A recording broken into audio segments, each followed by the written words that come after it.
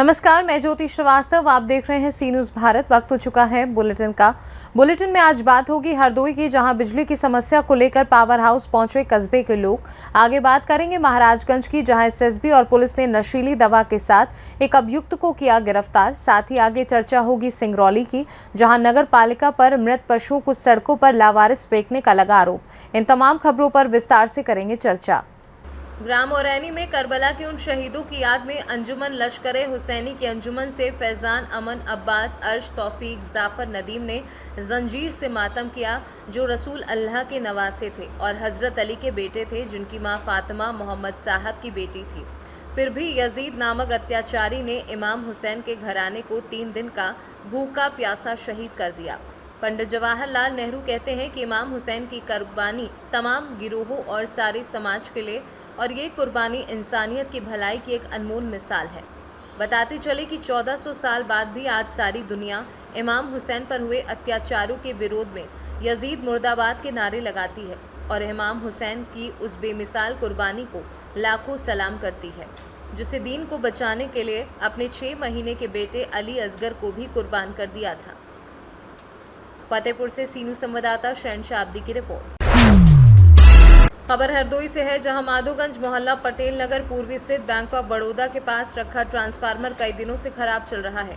आजकल दुरुस्त कराने व बदलवाने की हद पार हुई तो कस्बे के लोग विद्युत विभाग के जेई निर्विकार मिश्रा से बात करने पावर हाउस पहुंचे, जहां बताया गया कि उनकी 400 केवी का ट्रांसफार्मर खराब है, जबकि मात्र 250 केवी का रखा ट्रांसफार्मर को जमाने बीत गए।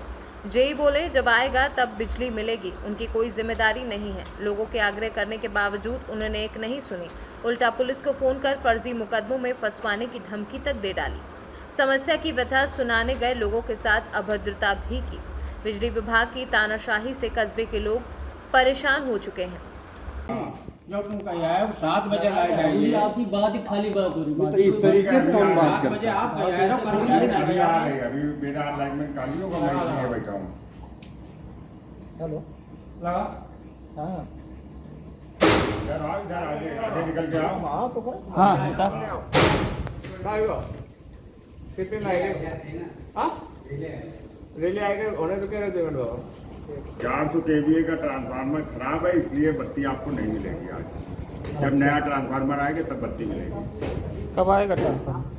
पीआर लगा दिया गया है, जब स्टोर से मिलेगा तब आएगी।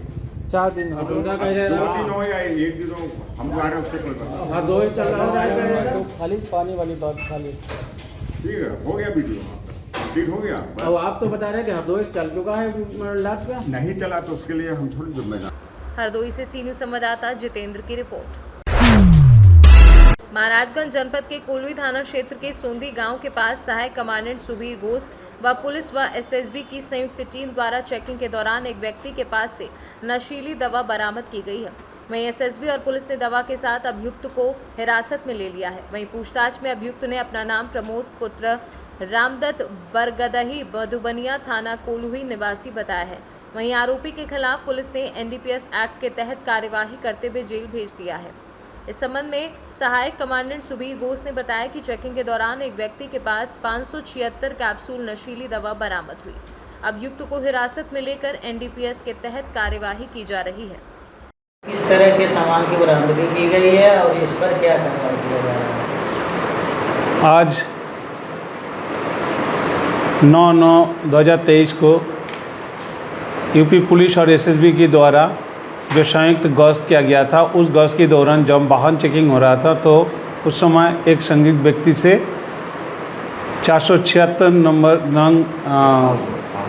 576 नंबर नशीली कैप्सूल पकड़ा गया है। कितने लोगों की गिरफ्तारी हुई है? इसमें एक व्यक्ति का गिरफ्तार किया गया है, जिसका नाम प्रमोद कुमार और पिताजी का नाम रामदर, और ये रहने वाला बरगदवा मधुबनी का है। महाराजगंज से सी न्यूज़ संवाददाता अंगद शर्मा की रिपोर्ट। खबर मध्य प्रदेश के रीवा जिले के सेमरिया विधानसभा से है, जहां पर इन दिनों सेमरिया विधानसभा की राजनीति में लगातार आरोप प्रत्यारोप निकलकर सामने आ रहे हैं। बता दें कि विपक्षी पार्टी एवं विरोधियों के द्वारा लगातार सेमरिया में षड्यंत्र रचा जा रहा है। 4 महीने पूर्व मंडल एवं पार्टी के कार्यकर्ताओं की एक बैठक चल रही थी। इसमें एक साजिशकर्ता की बनकुइया मंडल अध्यक्ष शेषमणि पांडे ने पोल खोल दी। 4 महीने पूर्व के एक वीडियो को तोड़ मरोड़ कर सेमरिया विधायक केपी त्रिपाठी बदनाम करने के उद्देश्य से वायरल किया। चुनाव नजदीक आते ही विरोधियों के पेट में इस कदर शुरू हुआ दर्द ना कम हुआ, वहीं ना तो दवा लगे और ना ही दुआ। भाजपा सेमरिया विधायक केपी त्रिपाठी के खिलाफ षड्यंत्र करने वीडियो को काट छाट कर सोशल मीडिया में करने लगे।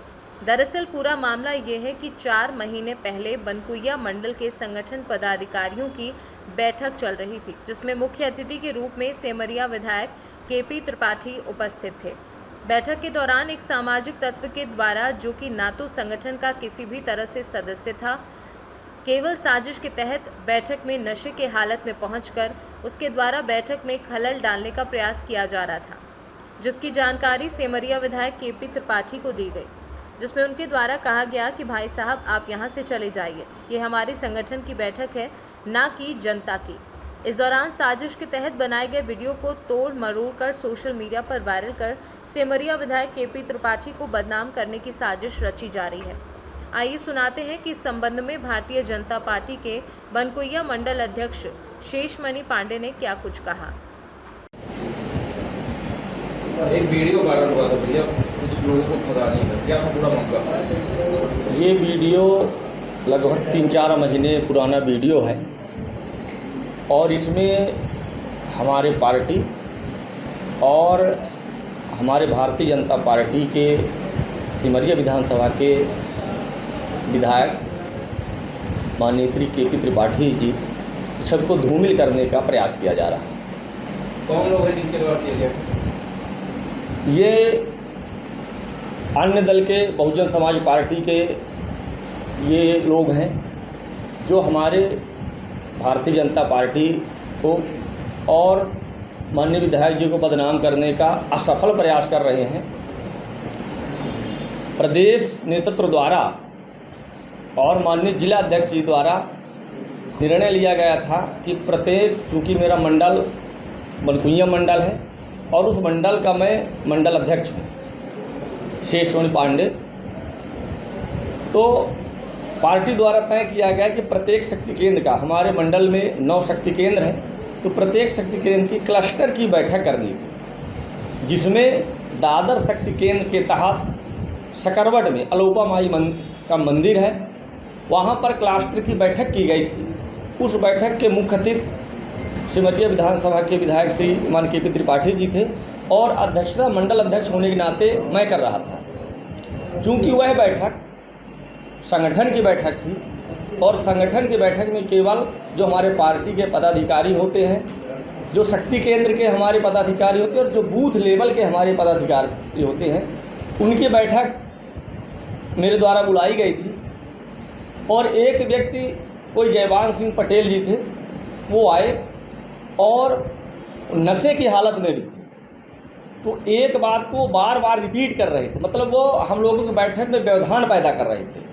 तो पहले हम उनको मना किए कि भाई साहब ये पार्टी की बैठक है, आपको जो भी बात करनी होगी माननीय विधायक जी से तो बैठक समाप्त होने के बाद आप कर लीजिएगा।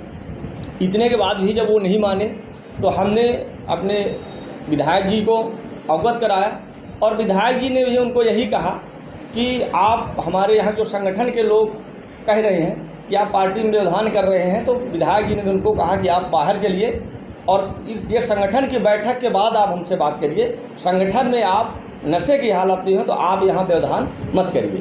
तो ये असफल प्रयास किया जा रहा है।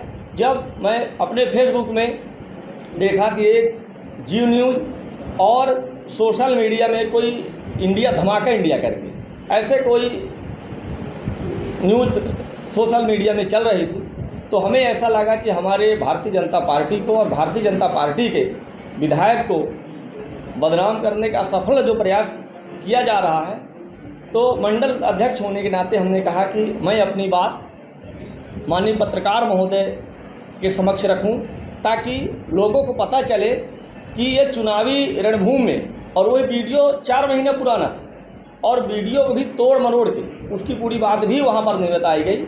तो हमने कहा कि आप लोगों के से हमारी चर्चा हो जाए ताकि लोगों को पता चले कि अन्य पार्टी के जो अन्य दल हैं उनकी मानसिकता क्या है। इसी संबंध में मैंने आप लोगों से आज मैं रूबरू हुआ और चर्चा की। बाकी मैं जो ये चैनल में चला मैं उसका पूर्णतः खंडन करता हूँ, पूर्णतः वो निराधार। अपना नाम बता दें। शेषमणि पांडे, मंडल अध्यक्ष बनकुनिया। रीवा से सीनू संवाददाता अर्जुन तिवारी की रिपोर्ट। नगर पालिका निगम सिंगरौली के द्वारा मृत पशुओं को गड्ढे खोदकर दफनाने का टेंडर दिया गया था, लेकिन कहीं न कहीं नगर पालिका निगम सिंगरौली के सीडाटेल के द्वारा बलियरी में मृत पशुओं को सड़क के किनारे खुले में फेंका जा रहा है, जिस वजह से आवागमन करने वाले व्यक्तियों का बदबू से बुरा हाल है। वहीं पर इस तरह से बदबू से कई बीमारियां फैलने का खतरा बना रहता है। सर जो मृत पशु हैं सर, इन्हें जहां नगर निगम के द्वारा दफनाने का एक प्रावधान बना है, लेकिन खुले में सर पशुओं को फेंका जा रहा है। सर क्या कहेंगे सर? ये पशुओं की जहाँ तक बात है, MSW जो सिंगरौली में काम कर रहा है उसकी जो क्षमता है उसके अनुसार उसका वहाँ पर वो निष्पादन करते हैं मृत पशुओं का। कई बार ऐसा होता है कि मृत पशुओं की संख्या बहुत ज़्यादा हो जाती है, तो इसलिए उनके लिए अन्य स्थानों पर उनका निष्पादन करना पड़ता है।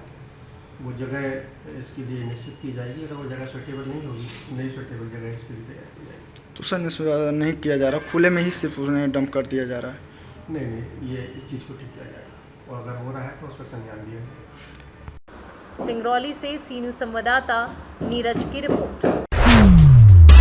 खबर देवरिया से है, जहां समूह चलाने के नाम पर आधा दर्जन महिलाओं से एक महिला ने 5 लाख से अधिक की राशि उन्हें गुमराह करके ले ली और फरार हो गई, जिसके बाद पीड़ित महिलाओं ने थाने पहुंचकर तहरीर देकर कार्यवाही की मांग की है। पूरा मामला देवरिया जनपद के रामनाथ देवरिया मोहल्ले का बताया जा रहा है, जहां पर एक मकान में सलोनी शुक्ला नाम की महिला के द्वारा समूह में पैसे जमा कर व समूह द्वारा लोगों को पैसे ब्याज पर बांटने का कार्य किया जाता था। जब सलोनी के पास पैसे ज्यादा एकत्रित हो गए तो सलोनी ने मकान अपना बेचकर और सभी महिलाओं से पैसे लेकर जिले से फरार हो गई। इसके बाद से पैसा जमा किए हुए महिलाओं में हड़कंप मच गया और महिलाओं ने थाने पहुंचकर तारीख देकर कार्यवाही की मांग की है। वो समूह में हम लोग ज़्यादा दिन से समूह चलाते हैं ना, तो सलोनी शुक्ला जो है वो सभी किस्त में भरवा दिए हैं। बोले कि हमको ज़मीन लेना है, हम लोग को थोड़ा थोड़ा पैसा करके दे दो, हम दे देंगे। हम लोग पैसा दे दिए, हम नहीं जाने कि वो पैसा लेकर भाग जाए इधर। उसको मकान भी है, 1,20,000 इसका लेके गया, 60,000 उसको लिए, 70,000 उसको लिए, 40,000 हम लोग से लिए, 40,000 उससे लिए। ये जिनका नाम बता रहे हैं शुक्ला, पूरा नाम क्या है, क्या नाम बताइए? सलोनी शुक्ला। ये कहाँ का रहने वाली है, कहाँ ऑफिस था इनका? रामनाथ देवरिया के रहने वाली है। ऑफिस इनका अपनी मकान में है? अपने मकान में चलाती है, उसको भोसना को मकान है। अच्छा अच्छा अच्छा। अभी आप लोग कहाँ पे आए हुए हैं? अभी आप लोग कहाँ पे आए हुए हैं? कोतवाली हम लोग हैं। अच्छा अच्छा, तहरीर दे दिया आपने कोतवाली में? क्या नाम, आपका क्या नाम है? बिंदु देवी। कहाँ के रहने वाली हैं? देवरिया। अब इसके पहले भी कुछ पैसे आप लोगों ने दिया था उनको? हाँ, पहले दिए। टोटल कितना अमाउंट, कितने पैसे दिए हैं टोटल? टोटल पैसा तो बहुत दिए हैं, बाकी 5 लाख को सबने आता है। कोई कागज डॉक्यूमेंट्स आप लोग को दिया गया है? कोई कागज को दिए हैं। अच्छा अच्छा। अभी ऑफिस बंद है? हाँ, अभी आज संडे है ना, आज ऑफिस बंद है। मतलब ऑफिस खुल रहा है अभी? हाँ, वो पैसा लेके फरार हो गई हैं? वो पैसा लेके फरार हो गया, क्योंकि हम लोग को भरते हैं। उनके मायके वाला जाए तो वो बोलते हैं हम लोग नहीं जानते हैं, नहीं जानते हैं। सिंटू बोलता है या मिंटू। देवरिया से सीनू संवाददाता ज्ञानेंद्र नाथ मिश्रा की रिपोर्ट। बरोडा बागोडिया के फलूट गांव में हजरत कादरी सखी सरकार के उर्स के अवसर पर 9 सितंबर को हजरत के घर से संदल शरीफ का जुलूस निकाला गया। फलूट गांव दरगाह शरीफ पहुंचा और फिर रात में पीर सैयद कमालुद्दीन मजरुल्लाह रिफाई सज्जादा सिखान काहे रिफाइया बड़ौदा की उपस्थिति में जलाली जलसा का आयोजन किया गया, जिसके बाद 10 सितंबर को उर्स शरीफ मनाया गया, जिसमें मौलाना कारी सैयद अमीरुद्दीन बाबा कादरी रिफाई आस्थाना ए की उपस्थिति में नात शरीफ और तकरीर जलसा आयोजित किया गया।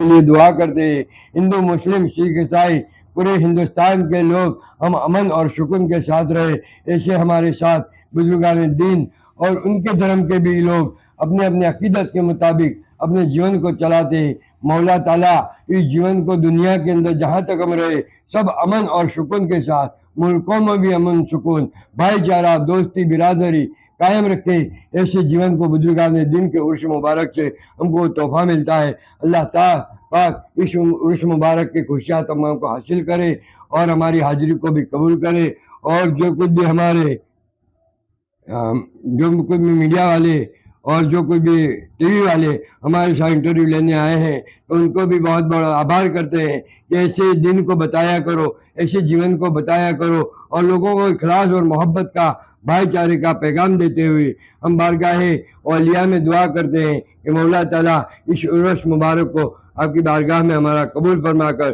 चंदन मुबारक को कबूल फरमाकर, हमारी दुआओं और वसीलों को कबूल फरमाकर हमारी मकसद इलाही का जीवन जो दिया है सबको अमन और सुकून के साथ, भाईचारे के साथ, जीवन के साथ, अमन और सुकून के साथ, रोजी रोजगार, बरकत, तरक्की, इज्जत, ईमान, दौलत जो दुनिया में बख्शी गई मौला ने तमाम को जहान में मिलती रहे, सब आबाद रहे, बुजुर्ग का दुआ रहे। वाखिर दावाना अल्हम्दुलिल्लाहि रब्बिल आलमीन। अस्सलामु अलैकुम व रहमतुल्लाहि व बरकातुहू। अस्सलामु अलैकुम। आज 9 સપ્ટેમ્બર 2023 રોજ કિબલા વાલિદે બુजुर्गवार સૈયદ અલી સરકાર તેમનો બીજો વાર્ષિક ઉર્સ હોય ફલોર ગામે ઉર્સ શરીફની એક ઉજવણી કરવામાં આવે છે। તેના ભાગરૂપે આજે સંદલનો કાર્યક્રમ પોતાના નિવાસ સ્થાનેથી સંદલની ચાદર વિધિ લઈને આગળ વધીને તે પૂરા ગામમાં ફરીને દરગાહ શરીફ પર આવેલ અને સાંજે સંદલ પેશ કરવામાં આવેલ। ત્યારબાદ પ્રસાદીનો પ્રોગ્રામ રાખવામાં આવેલ। હિન્દુ મુસ્લિમ બધા એક મંચ પર એક સાથે ભેગા થઈને બધાએ જમણવાર કરેલું અને કોમી એકતાનું એક સીધું સાધું અહીંયાથી એક પેગામ આપવામાં આવે છે કે બધા ભાઈચારાથી રહે, એકતાથી રહે, એ પ્રોગ્રામ છે। આજે રાત્રે ઈશાની નમાજ બાદ રાતીબે રફાઈનો જલાલી જલસો થશે અને કાલે એટલે કાલે 10 સપ્ટેમ્બર 2023 કુલ શરીફની એક મહેફિલ યોજવામાં આવશે। અસર મગરીબની વચ્ચે કુલ શરીફની ફાતિહા કરવામાં આવશે। બાદ નમાજે ઈશા તકરીરનો એક શાનદાર પ્રોગ્રામ થશે। તેને માનવતાનું એક જીવંત ઉદાહરણ આપવા માટે ખાસ કરીને ખાનકા અહેલે સુન્નત ના સજ્જાદા નસીન સૈયદ અમીરુદ્દીન બાબા સાહેબ કિબલા તશરીફ લાવશે અને પોતાની જબાનથી દરેકને સીધા બોધ વચનો આપશે। તે અમારે લેવાના। गुजरात से सीनियर संवाददाता हुसैन मंसूरी की रिपोर्ट। बबुआ विधानसभा सीट से अजय कुमार दुबे सुप्रीम कोर्ट के वकील के साथ कैमूर जिले के रामपुर प्रखंड के रहने वाले हैं। बबुआ विधानसभा क्षेत्र में किसानों की समस्या को लेकर उतरे हैं मैदान में। भारतमाला परियोजना से बन रहे एक्सप्रेसवे में जिले के किसानों की जमीन अधिकृत हुई है। उन्हें उचित मुआवजा नहीं मिलने दुर्गावती जलाशय परियोजना के शुरू हुए 8 वर्ष बीत गए और उसके बाद भी जलाशय से पानी निकासी को लेकर आज तक नहरों का निर्माण नहीं हुआ, जिससे किसानों के खेतों तक पानी नहीं पहुंच रहा है। जिले में यूरिया की कालाबाजारी जोरों पर जारी है। यूरिया के उचित दाम के अनुसार किसानों को यूरिया नहीं दिया जाता। जैसी समस्या को लेकर हमें जिस फार्म तक जाना होगा हम जाएंगे। 20 वर्षों से बबुआ विधानसभा क्षेत्र की जो समस्या थी उसे आज तक निदान नहीं किया गया है। सारी समस्या का निदान के लिए क्षेत्र में उतरूंगा। मैं अजय दुबे, अधिवक्ता सुप्रीम कोर्ट। मैं जो है आज का प्रेस कॉन्फ्रेंस आप लोगों को इस वार्ता में इसलिए बुलाया गया है कि मैं भभुआ विधानसभा क्षेत्र से मैं अपनी उपस्थिति आप लोगों के सामने दर्ज करने के लिए उपस्थित हुआ हूँ। ये उपस्थिति इसलिए है कि आज से 20 साल पहले से मैं इस अपने क्षेत्र के अंदर में आ रहा हूँ, लेकिन जो 20 साल पहले की जो पोजीशन थी वही आज तक दिखाई मुझे दे रही है। बहुत ज़्यादा परिवर्तन दिखाई नहीं देती। इसीलिए इस माता मुंडेश्वरी और हरसू ब्रह्म की धरती से मैं इस परिवर्तन के लिए का घोष करने के लिए आप लोगों के सामने उपस्थित हुआ हूँ। और ये परिवर्तन यहाँ किसानों के जो न्यूनतम समर्थन मूल्य है उसके लिए करने के लिए मैंने आप लोगों को बुलाया है। दूसरा मुद्दा ये है कि यहाँ यूरिया का जो प्राइस है वो यूरिया का प्राइस उचित मूल्य पे जो सरकारी रेट है उस पे नहीं मिलता है, उससे ज़्यादा के ऊपर मिलता है। तो यहाँ पे जो किसान के यूरिया और उसके मिनिमम सपोर्ट प्राइस के लिए जो लोग रक्षक बनाए गए हैं वही उसके भक्षक हो गए हैं। उसको इस भक्षकता को और इस दलाली जैसी कुरीति को समाज से दूर करने की अति आवश्यकता है। इसलिए भी आप लोगों को बुलाया गया है। तीसरा मुद्दा मेरा यह है कि दुर्गावती जलाशय परियोजना से का जो उद्घाटन हुआ था वो 2014 में हुआ था। उस उद्घाटन में ये कहा गया था कि 6 महीने से 1 साल के अंदर दुर्गावती जलाशय परियोजना की जो बड़ी नहर है और उससे निकलने वाली जो छोटी वितरणी है, छोटे माइनर्स हैं, गांव-गांव तक किसान के खेत तक कैसे पहुंचे, इसके लिए उस समय के मुख्यमंत्री श्री जीतन राम मांझी जी ने इसका आह्वान किया था। लेकिन वो आज 8 साल बीत गए, लाखों किसान उससे प्रभावित है, लेकिन उसका आज तक कोई माइनर नहीं बना है और न ही उसकी कोई व्यवस्था की गई है। इसको कराने के लिए मैं इस धरती के ऊपर आया हूं और अपने क्षेत्र में मैं इसके लिए प्रयासरत रहूं और आगे करता रहूंगा। जहां तक किसानों के जो यहाँ मुआवजा सही मूल्य पे मिलनी चाहिए, भारतमाला प्रोजेक्ट जो भारत सरकार की है और केंद्र सरकार के राज्य सरकार के द्वारा अधिग्रहित की गई ज़मीन का सही उचित मुआवजा उनको मिले, उसके लिए मैं लड़ाई जिस फोरम पे लड़नी होगी उसके लिए मैं वचनबद्ध हूं और उसके लिए लड़ता रहूँगा। इसके अलावा जो एक बहुत ही महत्वपूर्ण मुद्दा है कि पूरे प्रदेश को हमारा चाहे विधानसभा क्षेत्र हो, गठबंधन बीजेपी के भी साथ रहा, क्या मानते बीजेपी के दौर में चीजें बढ़िया की हैं? देखिए, भारतीय जनता पार्टी के दौर में जो पहला दौर था 2005 से 2010 तक, उस दौर में यहाँ पे कुछ परिवर्तन हुए हैं। 10 के बाद भी बीजेपी के साथ कुछ दौर आया, बीजेपी के साथ भी कुछ दौर आया था, लेकिन उसमें काम नहीं हुआ है। बीजेपी बदहाल हुआ है क्योंकि कुछ नहीं, तीनों पार्टियां नहीं है, जो नेतृत्व करता है वो दोषी होता है। गठबंधन बीजेपी के साथ हो तो भी तो दोषी, नीतीश जी गलत कर रहे तो बीजेपी ने रोका नहीं। नीतीश जी के नेतृत्व में देखिए, मुख्यमंत्री जो होता है, मतलब बीजेपी अभी सही है, वो रास्ता जो दिखाता है वो मुख्यमंत्री दिखाता है। कौन सही है नहीं, कौन सही है कौन गलत है, इसके लिए मैं आज प्रेस कॉन्फ्रेंस नहीं बुला, उसके लिए सही उचित समय आएगा, आपको सारी चीज बता देंगे। पूरा एक आंकड़ा के साथ बात करेंगे आपके साथ। कैमूर से सीनू संवाददाता ओम प्रकाश तिवारी की रिपोर्ट। मेजा जनपद के इलाहाबाद संसदीय क्षेत्र की लोकप्रिय जनप्रिय सांसद रीता बहुगुणा जोशी ने मेरी माटी मेरा देश कार्यक्रम के तहत इलाहाबाद संसदीय क्षेत्र के यमुना पार की विधानसभा 12 एवं मेजा विधानसभा से आगाज किया। सैकड़ों ग्रामवासियों के साथ हर घर से मिट्टी एकत्र करी गई। विधानसभा 12 के ग्राम देवरिया के प्रधान राजवीर गिरी तथा ग्राम अछोला के प्रधान मस्तराम दुबे ने भाजपा कार्यकर्ताओं के साथ प्रत्येक घर से माटी एकत्रित की और ग्राम स्तर पर आयोजित भव्य कार्यक्रमों में प्रधानों ने पहुंचकर सांसद जोशी को कलश सौंपा। इस अवसर पर सांसद ने ग्राम स्तरीय वृक्षारोपण कार्यक्रम में प्रतिभाग किया। कार्यक्रम में उपस्थित बड़ी संख्या में महिलाएं, पुरुषजन, युवाओं एवं बच्चे सभी को पंच प्रण की शपथ दिलाई गई। प्रयागराज से सीनू संवाददाता बुद्धसेन वर्मा की रिपोर्ट। हरे पेड़ मनुष्य के जीवन में ऑक्सीजन देने का काम करते हैं और वह फल भी देते हैं। हवन की लकड़ियों से लेकर दाह संस्कार में लकड़ी की जरूरत है, लेकिन जिम्मेदार पुलिस के सिपाही और वन रक्षक जमकर पेड़ की कटान कर रहे हैं। मिली जानकारी के अनुसार शनिवार को धनगटा चौराहे से थोड़ी दूर पर महुआ का हरा पेड़ काटकर गिरा दिया गया। ठेकेदार द्वारा महुआ पेड़ काटने से पहले पुलिस को मिलकर दिया गया और इसके बाद हरा पेड़ काटा गया।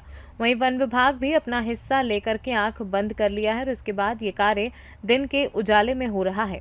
आसपास के व्यापारियों का कहना है कि इस तरह अगर पेड़ कटेगा तो ऑक्सीजन की कमी हो जाएगी और पर्यावरण का नुकसान होगा। संत कबीरनगर से सीनू संवाददाता रमेश चंद की रिपोर्ट। फिलहाल के लिए बुलेटिन में बस इतना ही। देश दुनिया की तमाम खबरों को जानने के लिए आप देखते रहिए सी न्यूज़ भारत।